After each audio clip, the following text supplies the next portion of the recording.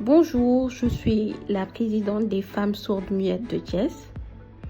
Nous sommes ici aujourd'hui pour participer à une formation sur l'entrepreneuriat, une opportunité qui est très importante pour nous. Les femmes que j'ai amenées avec moi représentent différentes activités.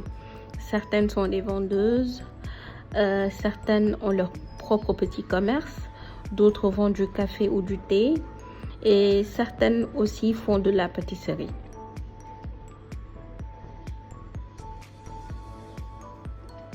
Pour ma part, je gère un pressing avec mon frère. Et si je suis venue à cette formation, c'est parce que j'ai l'ambition, après cette séance, d'ouvrir d'autres boutiques pour développer mon entreprise, créer plus d'emplois et offrir des opportunités à des femmes sourdes-muettes qui sont dans la même situation que moi.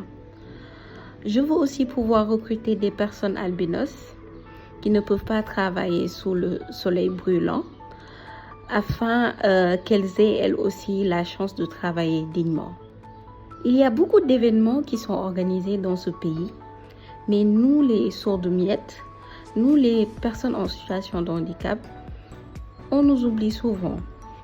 On nous invite rarement et on nous exclut sans même le dire. Et cette formation est donc une occasion exceptionnelle parce que c'est la première fois qu'on nous inclut dans ce genre d'initiative pour nous renforcer, nous former et nous valoriser. Aujourd'hui, on est là en formation sur l'entrepreneuriat. Et ce partenariat est avec Amref Health Africa, qui ne date pas d'aujourd'hui. C'est une série de formations offertes pour ces groupes vulnérables. On a commencé avec les handicapés moteurs et qui ont eu à bénéficier de cette formation sur l'entrepreneuriat. Mais ça ne s'arrête pas là. En plus de ça, on est allé à Mboro. On a eu à former aussi une trentaine de jeunes handicapés sur l'entrepreneuriat. On a aussi formé des jeunes de Wildaf Sénégal sur l'entrepreneuriat. Aujourd'hui, on est là, un peu spécifique, parce qu'on est en train de former les sourds-muets sur l'entrepreneuriat.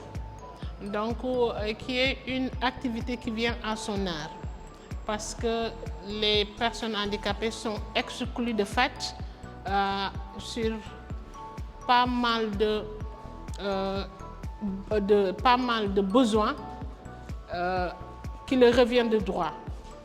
On peut citer l'éducation, la santé, l'emploi, donc ils sont pratiquement exclus de fait sur ça. Dans cette fédération, il y a des personnes handicapées beaucoup plus vulnérables que les autres. On peut en citer aujourd'hui ceux qui sont là dans cette salle pour recevoir cette formation. Ils sont doublement vulnérables par rapport à l'accès à l'information. Le plus souvent, les grandes informations ou bien les informations importantes ou bien même capitales, je fais nuance à la santé, ne sont pas accessibles à cette couche de personnes handicapées. Donc, Amref est venu nous accompagner pour nous faire sortir ces personnes handicapées de ce gap-là. Donc, on est là aujourd'hui. Et le partenariat ne s'arrête pas seulement à la formalisation. Donc, après cette formation, on tend vers la formalisation de ces personnes, à savoir à faire des entreprises personnelles, des GIE ou bien des entreprises qu'ils vont entreprendre au niveau de leurs organisations. Après cette formalisation, il y a aussi l'appui technique et financier pour qu'ils puissent réaliser ces projets qu'ils ont dans leur tête. Et depuis ces 3 jours, on est en train d'échanger et le partenaire est venu lui-même pour prononcer ces mots-là, ces mots d'espoir, pour leur faire savoir qu'il va les accompagner.